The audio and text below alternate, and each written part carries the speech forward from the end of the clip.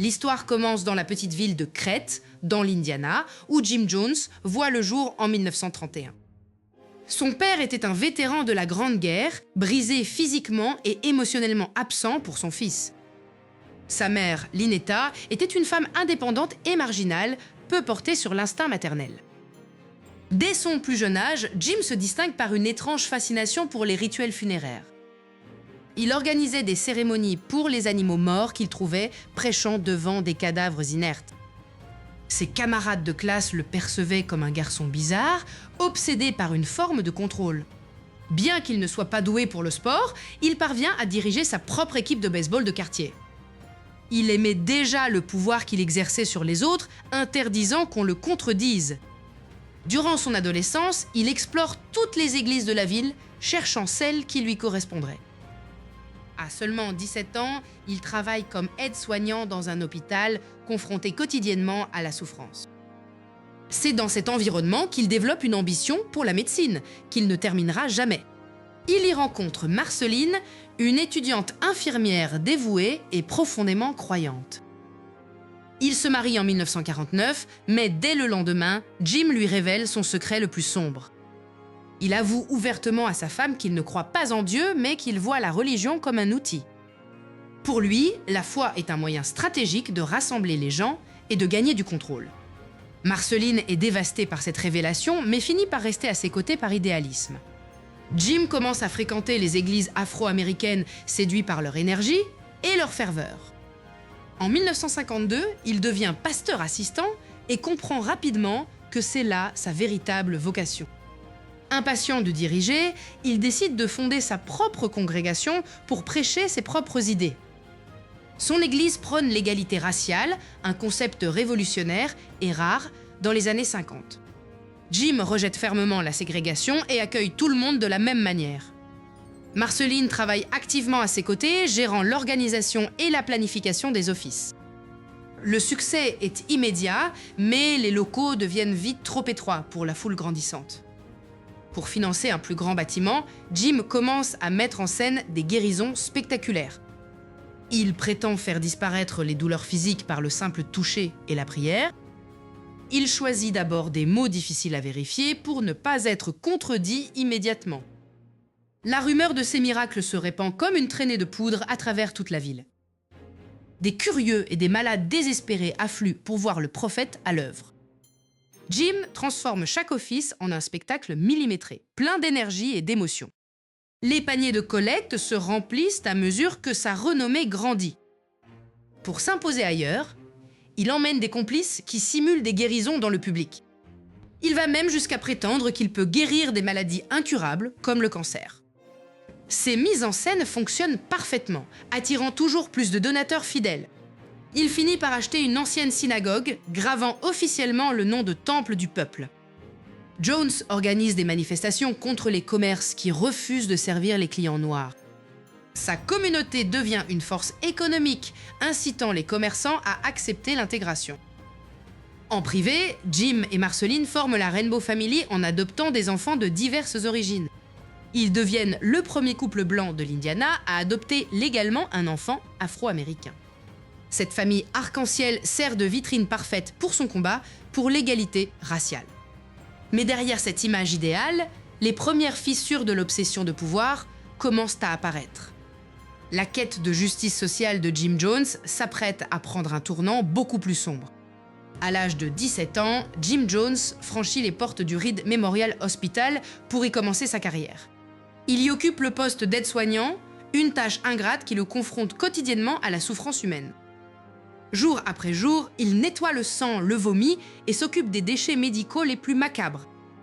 Jim ne recule devant rien, déplaçant même les corps sans vie des patients avec une froideur déconcertante.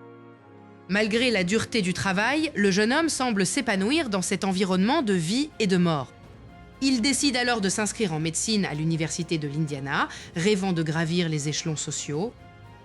C'est au cœur de cette routine hospitalière qu'il croise le chemin d'une étudiante infirmière nommée Marceline Baldwin.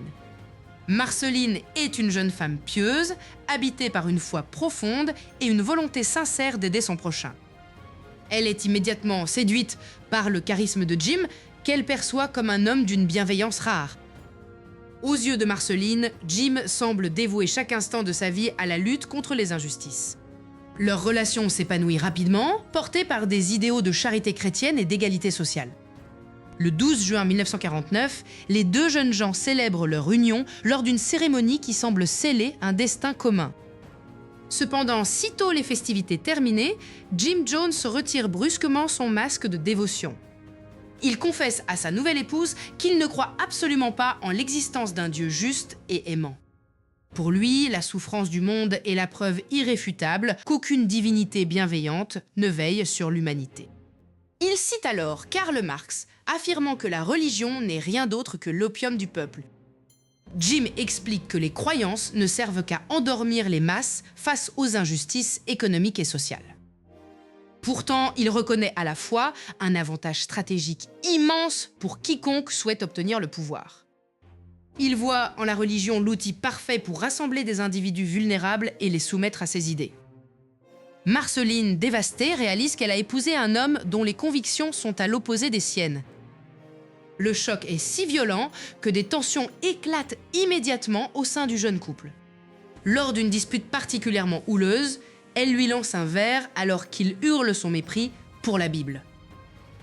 Jim utilise cette confrontation pour tester la loyauté de Marceline, la mettant au défi de l'accepter tel qu'il est. Malgré sa blessure, l'idéalisme de Marceline finit par l'emporter et elle accepte de rester à ses côtés. Elle se convainc que Jim utilise la religion pour une cause plus grande, l'éveil des consciences sociales. Ensemble, ils commencent à fréquenter les églises afro-américaines où l'atmosphère est bien plus vibrante. Jim est fasciné par la ferveur de ces assemblées où l'on danse et l'on chante avec une joie communicative. Il comprend instantanément que c'est ici, au sein de ces communautés, qu'il doit bâtir son influence. En 1952, à l'âge de 21 ans seulement, il est engagé comme pasteur assistant. Jim abandonne ses études de médecine, convaincu d'avoir enfin trouvé sa véritable vocation.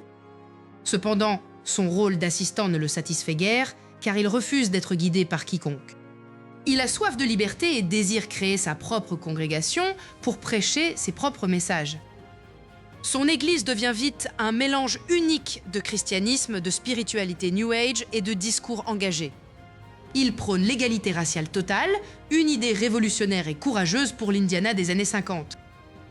Marceline travaille sans relâche à ses côtés, gérant l'administration et le planning des offices dominicaux.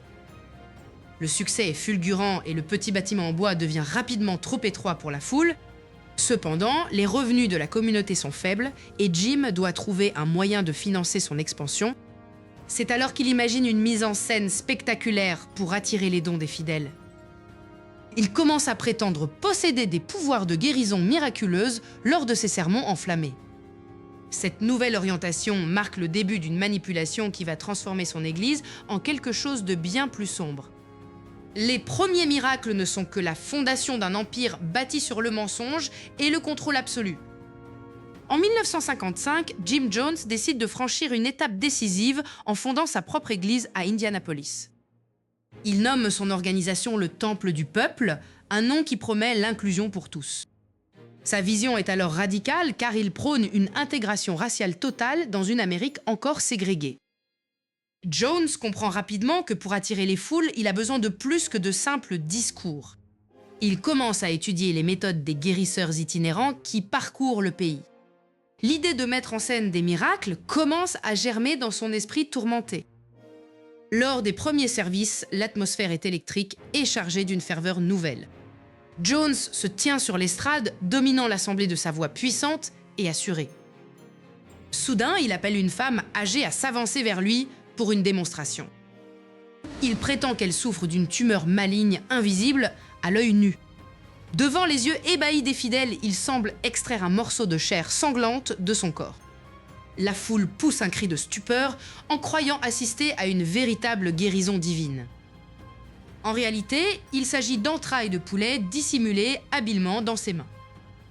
Ce premier mensonge scelle le pacte de manipulation entre le leader et ses disciples. Pour renforcer son contrôle, il demande à ses proches collaborateurs de collecter des informations privées. Ses assistants fouillent parfois les poubelles des membres pour découvrir leurs secrets les plus intimes. Lors du sermon suivant, Jones feint de recevoir des révélations prophétiques sur la vie des gens. Il cite des détails personnels que seul un esprit omniscient pourrait connaître. La confiance des membres envers leur pasteur devient alors absolue et sans faille.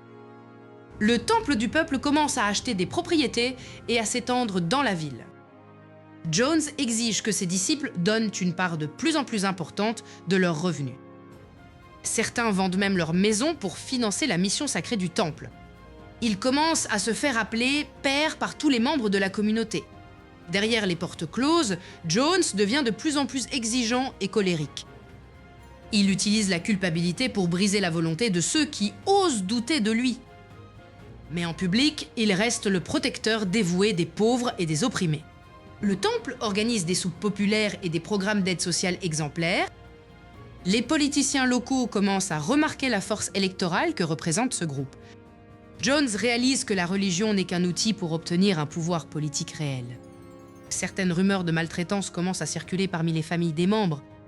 Jones réagit immédiatement en qualifiant ces critiques d'attaques racistes contre son église. Il encourage ses fidèles à se couper de leurs parents non-croyants. La communauté devient un vase clos où seule la voix de Jones compte. Les séances de catharsis nocturne deviennent de plus en plus violentes psychologiquement.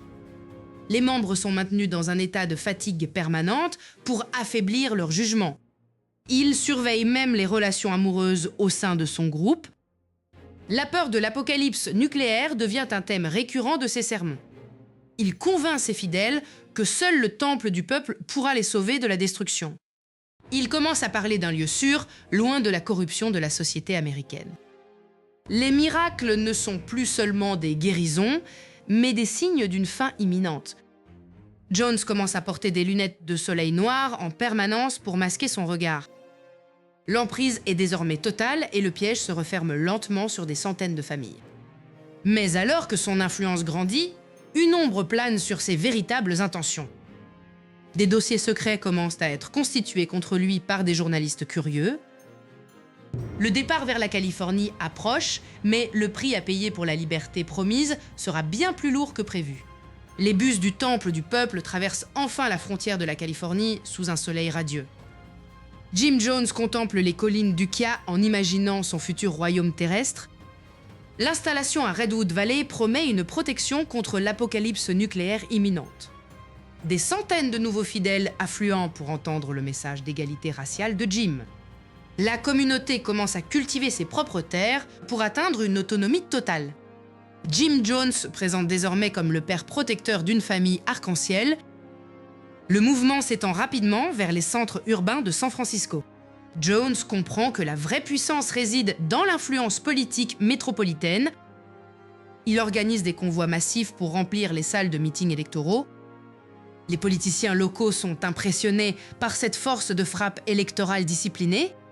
Jim commence à porter ses lunettes noires, même à l'intérieur des bâtiments publics.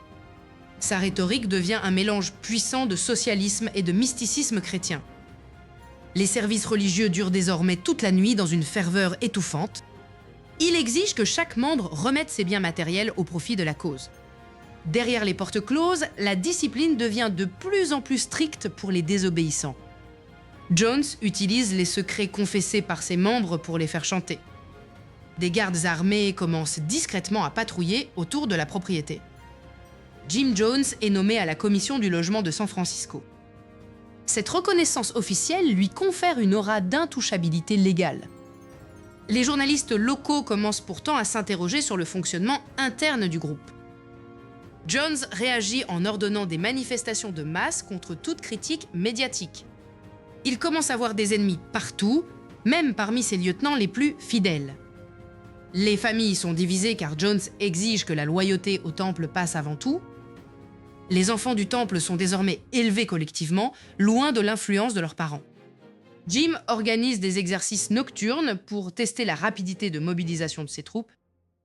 Le sommeil devient un luxe rare pour les membres épuisés par le travail incessant. Des rumeurs de transfert d'argent massif vers des comptes à l'étranger circulent. Jones se vante d'avoir des contacts au plus haut niveau de l'État. Les dissidents qui tentent de partir sont traqués et harcelés par la sécurité du temple. Une atmosphère de culte de la personnalité absolue sature chaque réunion. Les membres malades refusent les soins médicaux classiques, attendant un miracle de Jim. Le maire de San Francisco défend publiquement Jones contre ses détracteurs. Les enregistrements des séances de confession sont archivés dans un coffre secret. Jim Jones commence à s'isoler dans ses propres appartements privés. Il annonce qu'un complot gouvernemental vise à détruire leur paradis social. Pour protéger ses fidèles, il propose de bâtir une nouvelle cité idéale loin des États-Unis. Les préparatifs pour une migration massive commencent dans le plus grand secret. Jones se prépare à quitter la scène politique californienne avant que le scandale n'éclate. Son emprise est désormais totale, transformant ses disciples en une armée dévouée.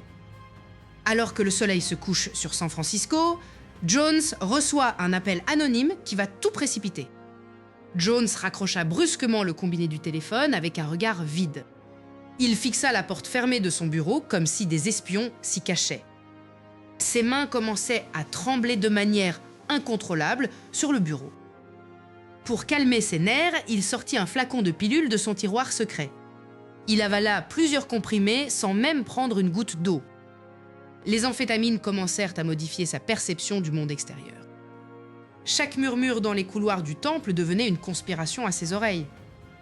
Il fit installer des micros dans toutes les salles de réunion secrètes. Les fidèles devaient désormais se confesser publiquement pour prouver leur loyauté. Ceux qui hésitaient étaient immédiatement accusés d'être des agents du FBI. Jones commença à porter ses lunettes noires même en pleine nuit. Il prétendait pouvoir lire dans les pensées de ses disciples les plus dévoués. Les séances de travail duraient maintenant jusqu'à l'aube, sans interruption. Jones ne dormait plus, passant ses nuits à enregistrer des sermons délirants. Il menaçait quiconque parlait de quitter l'organisation de représailles violentes. La presse commençait à poser des questions embarrassantes sur les finances du culte. Une rage froide envahit Jim lorsqu'il lut les rapports des transfuges. Il ordonna la création d'une force de sécurité armée appelée la Garde Rouge. La drogue lui donnait l'illusion que ses ennemis l'encerclaient physiquement. Il commença à évoquer un lieu lointain où il serait enfin libre de toute persécution. Les punitions pour désobéissance devinrent de plus en plus cruelles et publiques. Marceline, son épouse, observait son mari sombrer avec une impuissance totale. Un soir, il brisa un miroir dans un accès de fureur hallucinatoire.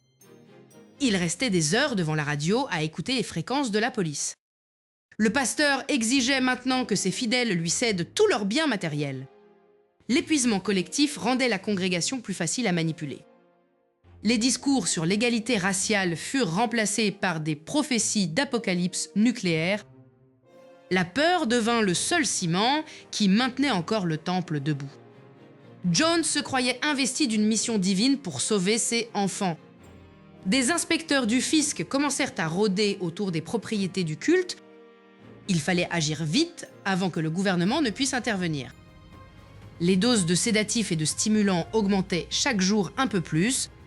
Il regardait ses fidèles non plus comme des humains, mais comme des extensions de sa volonté.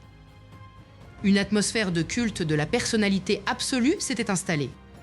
Jones accusa ses propres lieutenants de vouloir l'empoisonner. Il organisa des répétitions de suicide pour tester l'obéissance du groupe. Les pleurs des enfants ne l'émouvaient plus du tout. En secret, il préparait le transfert massif de fonds vers des comptes étrangers. La pression médiatique devint soudainement insupportable avec un article imminent. Il convoqua une réunion d'urgence au milieu de la nuit pour annoncer le départ. « Nous partons pour la terre promise où personne ne nous trouvera jamais », hurla-t-il. Les bus commencèrent à se remplir dans le plus grand secret dès 4 heures du matin. Jones jeta un dernier regard à sa vie en Californie avant de monter dans sa limousine. Dans son sac, il emportait assez de drogue pour une armée et une arme chargée. Alors que l'avion décollait vers le Guyana, Jim Jones sourit en réalisant qu'il n'y avait plus de retour possible.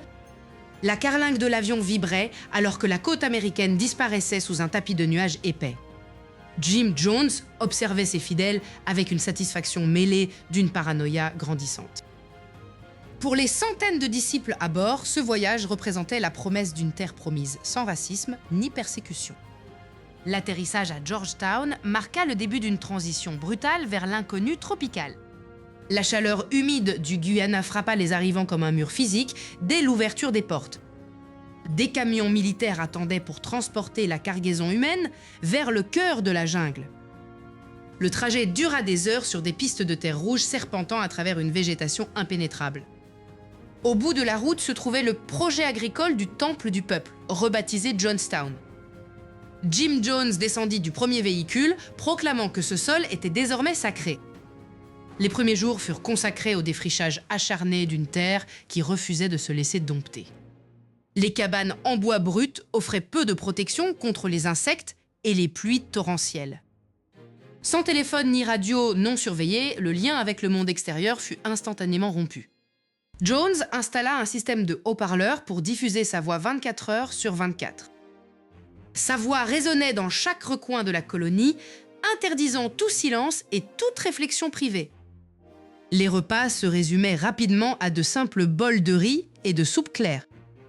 Pendant que ses fidèles s'affaiblissaient, Jones s'enfermait dans son pavillon privé avec des réserves secrètes. Sa consommation de drogues pharmaceutiques augmenta, alimentant des délires de complots gouvernementaux. Il ordonna la création d'une force de sécurité armée pour patrouiller les limites du camp.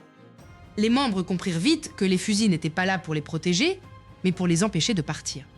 Des séances de critique publique furent organisées pour briser toute velléité de dissidence. Ceux qui remettaient en question les ordres de Jones étaient humiliés devant la communauté entière. La privation de sommeil devint une arme systématique de contrôle mental. Jones commença à parler de suicide révolutionnaire comme de l'acte ultime de loyauté. Des exercices nocturnes appelés nuits blanches simulaient des attaques imminentes pour tester la réaction des fidèles. Pendant ces nuits, on distribuait des gobelets d'un liquide dont on prétendait qu'il était empoisonné. Après avoir bu, les gens attendaient de mourir avant que Jones ne révèle que c'était un simple test. Ces rituels macabres érodaient peu à peu l'instinct de survie des résidents. Les enfants étaient séparés de leurs parents pour que leur seule loyauté aille au père, Jim Jones. Le travail forcé durait de l'aube au crépuscule sous un soleil de plomb. Malgré la souffrance, certains croyaient encore sincèrement qu'ils construisaient un monde meilleur. Aux États-Unis, les familles des membres commençaient à s'inquiéter du silence de leurs proches. Des rumeurs de maltraitance et de séquestration filtrèrent malgré le blocus médiatique de Jones. À Johnstown, Jones renforçait sa rhétorique de siège, affirmant que le monde entier voulait les détruire. Les maladies tropicales commençaient à faire des ravages parmi les plus vulnérables. Jones utilisait la maladie comme une punition divine pour ceux qui manquaient de foi. La jungle semblait se refermer sur la colonie, transformant le rêve en une prison verte, sans issue. Le silence de la nuit était seulement interrompu par les prêches enregistrées de Jones, diffusées en boucle. Chaque membre était encouragé à espionner son voisin et à rapporter tout signe de trahison. Jones savait que la pression extérieure augmentait et qu'une confrontation était inévitable. Un message radio intercepté annonçait l'arrivée imminente d'une délégation officielle menée par un député américain. Le visage de Jones se figea en une grimace de haine pure alors qu'il préparait sa réponse finale. La jungle du Guyana se refermait désormais sur les fidèles comme une prison de verdure impénétrable. Les sourires des premiers jours s'étaient évaporés sous le poids d'un travail harassant de 18 heures par jour. Jim Jones surveillait chaque mouvement depuis son trône surélevé sous le pavillon central. Les haut-parleurs du camp diffusaient sa voix en continu, ne laissant aucun répit aux esprits fatigués. La nourriture se faisait rare, réduite à une simple bouillie de riz et de légumes flétris. La paranoïa de Jones grandissait proportionnellement à sa consommation de médicaments. Il commença à parler d'ennemis invisibles rôdant dans l'ombre des arbres séculaires. Les familles furent séparées, les enfants étant logés loin de leurs parents pour briser les liens affectifs. La première nuit blanche fut déclenchée par une sirène hurlante au milieu du sommeil des colons. Des centaines de personnes durent s'aligner en hâte devant le pavillon central. Jones annonça que le camp était encerclé par des mercenaires envoyés par le gouvernement. Il présenta alors une grande cuve remplie d'un liquide rouge vif. Il affirma que ce breuvage contenait un poison mortel et que le moment du sacrifice était venu. Les pleurs étouffés des femmes déchiraient le silence pesant de la nuit tropicale. L'un après l'autre, les membres durent boire une petite dose de cette substance inconnue. Ils attendirent ensuite la mort, prostrés sur le sol boueux, pendant des heures interminables. Finalement, Jones éclata d'un rire dément et annonça que ce n'était qu'un test de loyauté. Le liquide n'était que du sirop, mais le traumatisme psychologique était, lui, bien réel. Ces simulations de suicide devinrent une routine macabre pour maintenir une terreur constante. Les gardes armés, appelés anges, patrouillaient le périmètre avec des fusils d'assaut. Toute velléité de contestation était punie par des séances de torture publiques. Les lettres envoyées aux familles aux États-Unis étaient lourdement censurées par les fidèles du premier cercle. Les maladies tropicales commençaient à décimer les plus faibles dans l'indifférence totale de Jones. Jones, caché dans sa cabine climatisée, s'enivrait de son propre pouvoir divin.